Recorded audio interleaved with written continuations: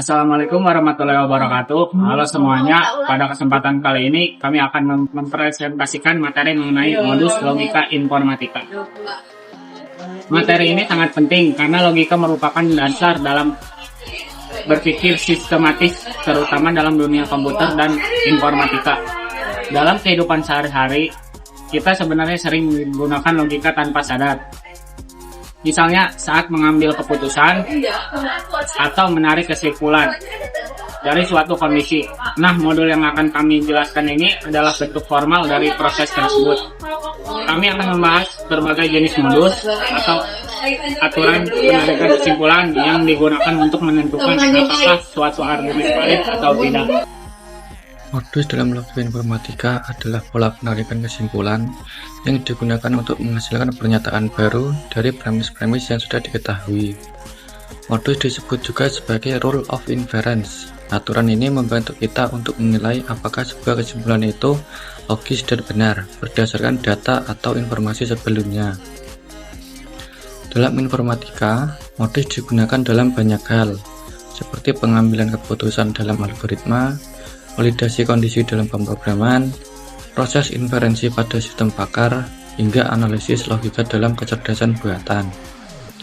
Jadi, memahami modus sangat penting agar kita bisa membangun sistem yang dapat berpikir secara logis dan memproses informasi dengan benar. Oke, modus pertama yang akan saya jelaskan adalah modus ponens. Salah satu aturan yang paling dasar dan paling sering digunakan dalam logika. Pola modus ponens adalah P maka Q, pernyataan pertama. Pernyataan kedua adalah P, dan kesimpulannya yaitu Q. Contoh sederhananya, jika hujan, maka jalanan basah. Saat ini hujan, maka jalanan pasti basah. Dalam pemrograman, modus ponens muncul dalam struktur if-then. Misalnya, jika suatu kondisi terpenuhi, maka program menjalankan perintah tertentu karena sifatnya yang sederhana dan sangat logis. Modus ponens dianggap sebagai fondasi dalam penalaran logis. Selanjutnya adalah modus tollens, yang logikanya kebalikan dari modus ponens. Polanya seperti ini, jika P maka Q tidak terjadi, maka P juga tidak terjadi. Contohnya, jika server aktif, maka website bisa diakses. Jika website tidak bisa diakses, maka server tidak aktif. Dalam aturan ini, sangat berguna dalam menganalisis penyebab masalah. Dalam dunia IT, ketika suatu akibat tidak muncul, kita dapat menguji apakah penyebab yang diasumsikan benar-benar terjadi. Dengan catatan, tidak ada penyebab lain yang mungkin. Modus tollens sering digunakan dalam debugging, yaitu saat memeriksa kenapa sebuah program berjalan tidak sesuai harapan. Pola hipothetical syllogism adalah suatu penalaran logik yang digunakan untuk menarik kesimpulan tentang hubungan berantai antara beberapa pernyataan. Modus ini terdiri dari dua premis dan satu pernyataan. Contohnya, jika P maka Q, jika Q maka R, maka P maka R. Contoh lain, jika hujan maka jalan menjadi licin. Jika jalan licin, maka kecelakaan mudah terjadi. Maka jika hujan, maka kecelakaan mudah terjadi. Contoh lain, jika kita tidak makan, maka kita akan merasa lemah. Jika kita merasa lemah, maka kita tidak bebas bekerja. Maka jika kita tidak makan, maka kita tidak bisa bekerja.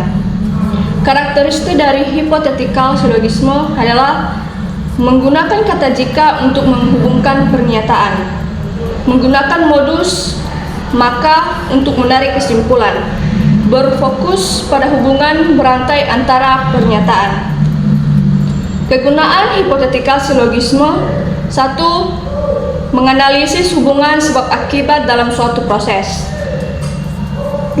Membuat keputusan berdasarkan hubungan berantai. Ketiga, mengidentifikasi kemungkinan konsekuensi dari suatu tindakan. Modus selanjutnya yaitu disjunctive syllogism yang berfokus pada pilihan atau kondisi OR.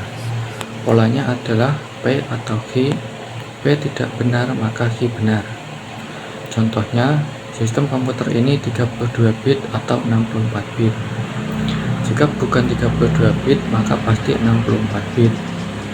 Pola seperti ini sangat berguna dalam troubleshooting atau ketika kita perlu mengeliminasi kemungkinan-kemungkinan yang ada.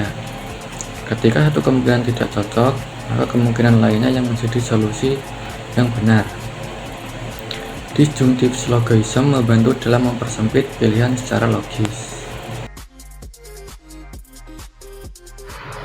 Saya akan menjelaskan 3 modus yang sifatnya cukup sederhana namun tetap penting. Pertama, addition, yaitu jika P benar maka kita bisa membuat pernyataan baru P atau Q meskipun Q tidak diketahui. Kedua, simplification, yaitu jika P dan Q benar maka kita bisa mengambil salah satunya saja, misalnya P. Ketiga, conjunction, yaitu jika P benar dan Q juga benar maka kita boleh menggabungkannya menjadi satu pernyataan P dan Q. Modus-modus ini sering digunakan untuk menyusun atau memecah logika pada algoritma atau analisis logika. Tidak semua pola penalaran itu valid. Ada juga pola yang tampaknya benar tetapi secara logika tidak sah. Ini disebut fallacies. Falasi yang pertama adalah affirming the consequent, yaitu jika P maka Q terjadi lalu disimpulkan P. Ini salah karena Q bisa terjadi karena sebab lain. Falasi yang kedua adalah denying the antecedent, yaitu jika P maka Q tidak terjadi lalu disimpulkan Q tidak terjadi. Ini juga salah karena Q bisa saja tetap terjadi dari situasi lain. Memahami fallacies penting agar kita tidak salah dalam menarik kesimpulan. Penggunaan modus ini sangat luas dalam pemrograman aturan tersebut, seperti modus ponens dalam penggunaan if then untuk menuturkan alur eksekusi. Dalam ketidakperbuatan dan sistem pakar, modus digunakan dalam bentuk intrusive untuk menarik kesimpulan dari basis pemrograman. Di bidang keamanan komputer, logika ini digunakan untuk menganalisis sebab akibat dari masalah. Misalnya, ketika terjadi bug atau serangan. Selain itu, dalam basis data juga logika digunakan untuk menyederhanakan query. Semua ini menunjukkan bahwa logika bukan hanya teori, tetapi sangat praktis. Memperjelas berikut contoh soal. Jika aplikasi membutuhkan internet, maka server harus aktif. Server tidak aktif, apa kesimpulannya? Ini merupakan contoh modus tollens. Karena akibatnya tidak terpenuhi. Jika server tidak aktif, maka aplikasi tidak dapat berjalan menggunakan internet. Dengan memahami pola seperti ini, kita bisa menilai argumen dengan lebih tepat dan menghindari kesalahan penalaran baik dalam logika formal maupun pemrograman.